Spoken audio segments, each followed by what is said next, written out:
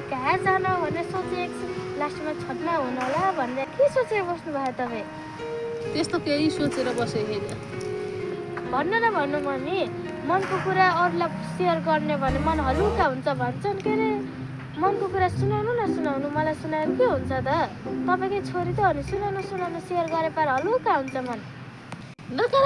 नचाहिने कुरा गर्छु आँखा जति छैन ए नभने नभन्न झन् भन्नु भनेको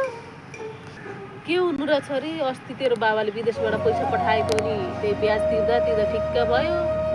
साउहरूले फोन गरेर पैसा मागेको माइ गरे हन् पुगिसक्यो घरबेटीले पनि भाडा नबुझाउ तिन्यो भने निकाल्छन् कि भन्ने डर यही त हो छोरी पिरले कहिले छोडेर तेरो बाबालाई पनि कति टेन्सन दिनु हो नि मम्मी हाम्रो लागि भनेर उतना सात समुद्र पारी जानु भएको दुःख गर्नु न त हो छोरी रहरले होइन बाध्यताले हो साँझ बिहान हातमुख जोर्नै पर्यो साउको मुख टाल्नै पर्यो त्यो त हो मम्मी बाबालाई पनि उता एकदम दुःख छ जस्तो हो अस्ति मैले भर्खरै होमवर्क गर्ने बेला हजुरहरूले सब कुरा गरेको सुनिसकेको थिएँ के सुनिस् त अहिले त्यस्तो भनेको बेला सुत्न छ नभनेको बेला खाना छ अर्काको देशमा दुःख गर्न आउने भनेपछि 12 घन्टा खटेर काम गर्नुपर्छ भन्दै हुनुहुन्थ्यो त्यही हो अरू चाहिँ केही सुनेको छैन ए म त अरू केही सुनिस् कि भनेर नि सोचेर बस्नु छ मलाई त कस्तो भोक लागिसक्यो जा भोक त लाग्ने भयो नि बिहान खाएर जा भनेको थोरै खाएर गइस् त्यो बिहानको भात छ त्यही भुटेर खाँदै गर त्यहाँ एकजना दाइ हुनुहुन्छ त्यहाँ गएर पैसा दिइहाल्नुहुन्छ कि एकचोटि भनेर आउँछु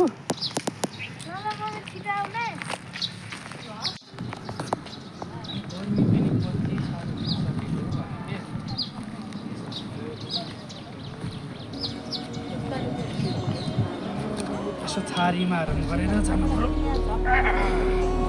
गरिबी आए फेरि दुध चाँडो दुधी बिहान जानु ज्याकेट लगाइहालेँ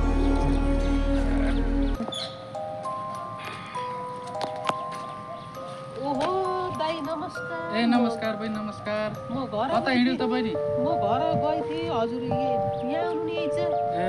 बस बस के कामले हिँड्यो त काम त के हुनु र दाइ अलिकति पैसा चाहिएर आइथियौँ कति पैसा चाहियो बहिनी तिमीलाई धेरै त होइन त्यो 5-6 हजार जति चाहिएको थियो साइनाले पैसा पठाएन र बहिनी अहिले पठाउनु त पठाउनु भयो थियो दाइ अब साउलाई ब्याज तिर्दा ठिक्कै भयो अहिले घर खर्च पनि नभएर आइथियौँ ए त्यसो भए त के पिर गर्छु र बहिनी म छँदै त्यो 5-6 हजारलाई के रोकिन्छ त्यही आशले त तपाईँसँग भेट्न आइथियौँ दाइ म ए ल हुन्छ त नि अब मसिन पनि के कति पैसा छ हेर्छु पैसाको काम चलाउ न त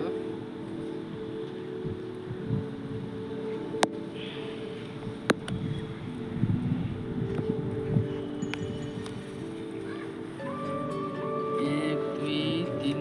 चार 5,000ले चल्छ बहिनी छ भने 10 हजार दिनु न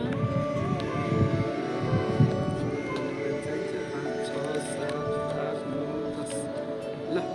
यतिले काम चलाऊ फेरि त फेरि मलाई साँझ यसो चुस्सो चाहिन्छ नआउने निद्रै लाउन्न सुत्ने बेलामा अलिकति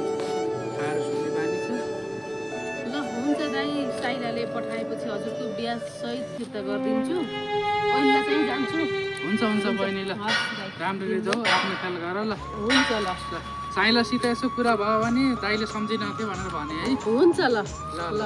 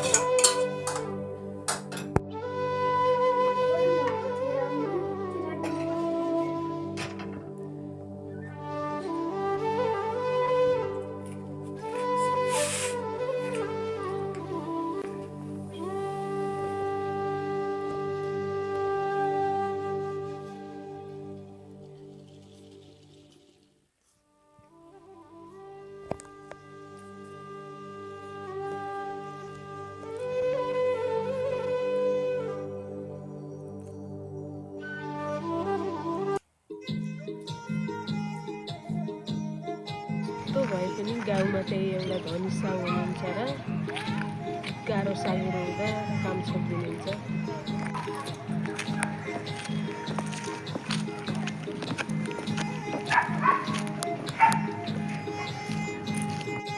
नानीले पनि भोक लाग्यो भन्दै थिए,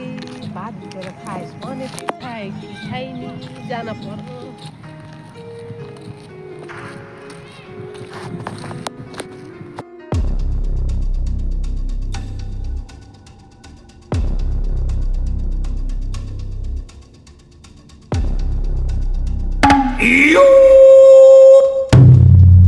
को त मेरो घर छोड्ने? होस् भनेर भन्नुभन्दा पहिला आफ्नो परिचय भन न।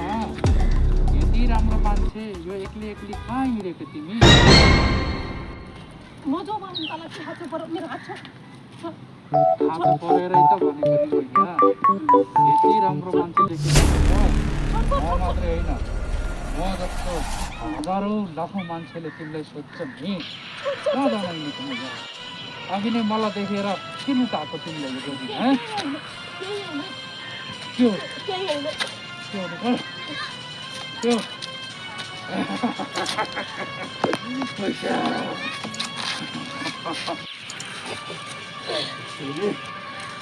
मेरो पैसा नै कसको पैसा ले? मेरो पैसा होइन, पैसा मात्रै होइन, अबदेखि त पनि मेरो। मेरो पैसा, तेरो पैसा तिमी मेरो।